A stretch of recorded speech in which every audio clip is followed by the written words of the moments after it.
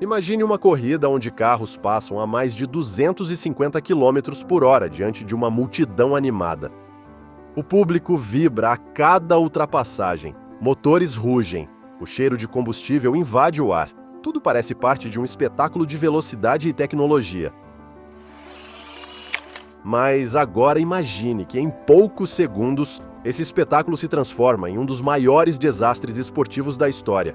Em 11 de junho de 1955, durante a famosa corrida 24 Hours of Le Mans, um acidente devastador mudou para sempre o mundo do automobilismo.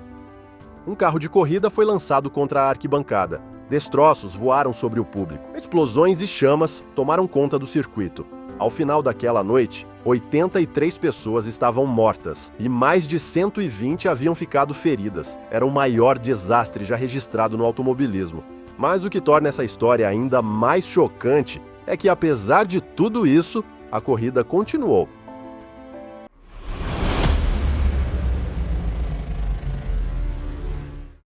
Para entender o desastre, precisamos primeiro entender a importância da corrida onde tudo aconteceu.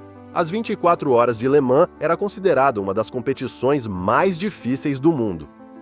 Criada em 1923, a corrida tinha um conceito simples, mas brutal.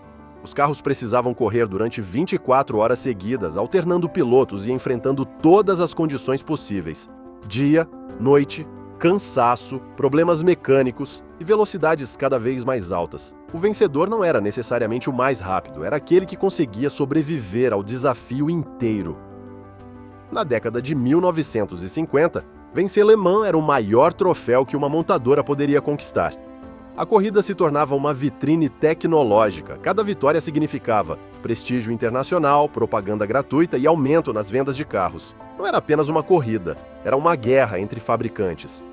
Entre eles estavam gigantes como Mercedes-Benz, Ferrari, Jaguar, Austin Healey e Porsche. Os anos 1950 foram uma era de grandes avanços tecnológicos no automobilismo.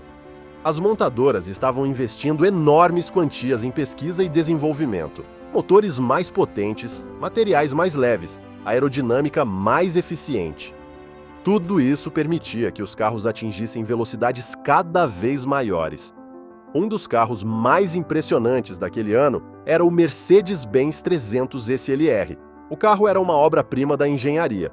Ele possuía motor de 8 cilindros, potência superior a 300 cavalos e velocidade máxima próxima de 300 km por hora.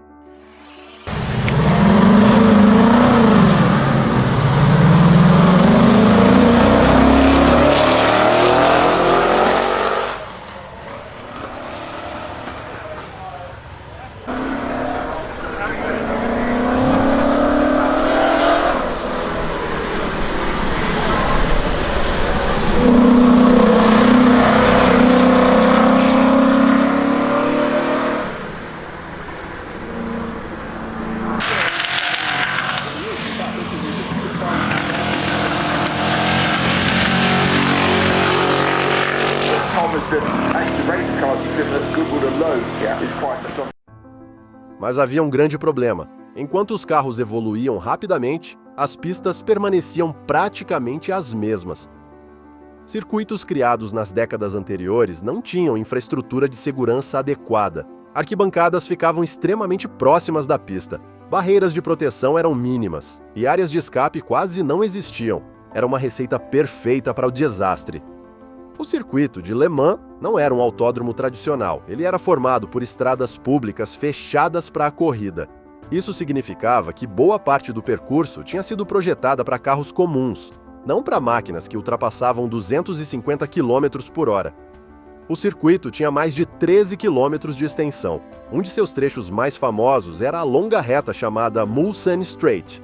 Nela, os carros atingiam suas velocidades máximas. Para os pilotos era um teste de coragem, para os engenheiros uma prova de tecnologia, mas para a segurança era um verdadeiro pesadelo. As arquibancadas próximas à reta principal estavam separadas da pista apenas por pequenas barreiras. Hoje, isso seria impensável. Mas nos anos 50, o automobilismo ainda era um esporte extremamente perigoso. Pilotos morriam com frequência e o público aceitava esse risco como parte do espetáculo. Entre os pilotos daquela corrida estava o francês Pierre Levegh. Levegh era respeitado no mundo das corridas. Ele não era o piloto mais famoso da época, mas tinha uma reputação de determinação. Seu momento mais marcante havia acontecido 3 anos antes. Em 1952, Levegh tentou vencer Le Mans pilotando praticamente sozinho. Ele dirigiu por 23 horas seguidas, algo extremamente raro. Mas, perto do final da corrida, cometeu um erro. O carro quebrou. E ele perdeu a vitória que parecia certa. Mesmo assim, seu esforço foi admirado. Em 1955, Levegh estava de volta, desta vez pilotando um dos carros mais avançados da corrida. A edição de 1955 prometia ser uma das mais disputadas da história. Mais de 250 mil pessoas compareceram ao circuito. Famílias inteiras assistiam à corrida, barracas de comida estavam espalhadas pelo local, bandeiras balançavam no vento. Era um verdadeiro festival. As equipes estavam preparadas, os carros alinhados, pilotos concentrados. E quando o relógio marcou 16 horas da tarde, a corrida começou. Os motores rugiram e dezenas de carros aceleraram pela pista. Era o início de uma batalha que duraria 24 horas. Mas apenas 2 horas depois, algo aconteceria que mudaria tudo. Entre os pilotos mais rápidos da corrida estava o britânico Mike Hawthorn. Pilotando um Jaguar, ele disputava a liderança. Logo atrás dele estava um Austin Healey, conduzido por Lance Macklin. E atrás dos dois vinha o Mercedes de Pierre Levegh. Os 3 carros estavam em alta velocidade. A disputa era intensa, cada segundo fazia diferença. E então aconteceu algo aparentemente simples. Mike Hawthorn decidiu entrar nos boxes, mas ao fazer isso, ele freou bruscamente. O Austin Healey, de Lance Macklin, vinha logo atrás. Quando Hawthorn freou, Macklin precisou reagir rapidamente. Ele desviou para a esquerda, mas ao fazer isso, acabou entrando na trajetória do Mercedes de Pierre Levegh. Levegh vinha a mais de 200 km por hora. Não havia tempo para frear, não havia espaço para desviar. O impacto era inevitável. Quando o Mercedes atingiu o Austin Healey, algo terrível aconteceu. O carro de Levegh foi lançado no ar. Ele atingiu um pequeno barranco ao lado da pista e foi arremessado diretamente contra a arquibancada. O impacto foi devastador. O carro se desintegrou. Peças metálicas foram lançadas como projéteis. O motor, extremamente pesado, foi arremessado contra o público. E então veio o fogo. A carroceria do Mercedes era feita de liga de magnésio. Esse material era muito leve, mas também extremamente inflamável. Quando o carro se despedaçou, o magnésio entrou em combustão. As chamas se espalharam rapidamente. O problema era que a água não apagava esse tipo de incêndio. Na verdade, a água podia piorar a reação. Socorristas tentavam controlar o fogo, mas as chamas continuavam queimando intensamente.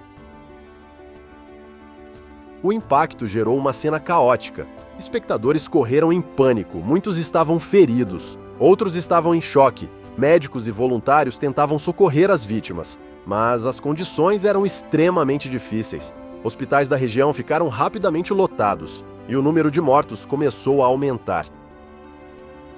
Apesar de tudo isso, os organizadores decidiram não interromper a corrida. A justificativa era evitar um congestionamento que poderia impedir ambulâncias de sair do circuito. Então, enquanto os socorristas lidavam com vítimas, os carros continuavam passando em alta velocidade. Era uma decisão que até hoje gera debates. Após o desastre, o mundo do automobilismo mudou para sempre.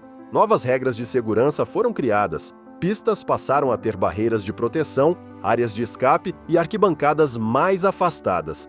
A Mercedes-Benz abandonou as corridas por décadas e o esporte começou a repensar seus limites. O desastre de Le Mans não foi apenas um acidente. Ele foi um ponto de virada, um momento em que o mundo percebeu que a busca por velocidade precisava caminhar lado a lado com a segurança. Hoje, corridas ainda são perigosas, mas muito do que aprendemos sobre segurança no automobilismo começou naquele dia trágico de 1955. Um dia que jamais será esquecido. E aí, conhecia essa história? Conta pra gente aqui nos comentários.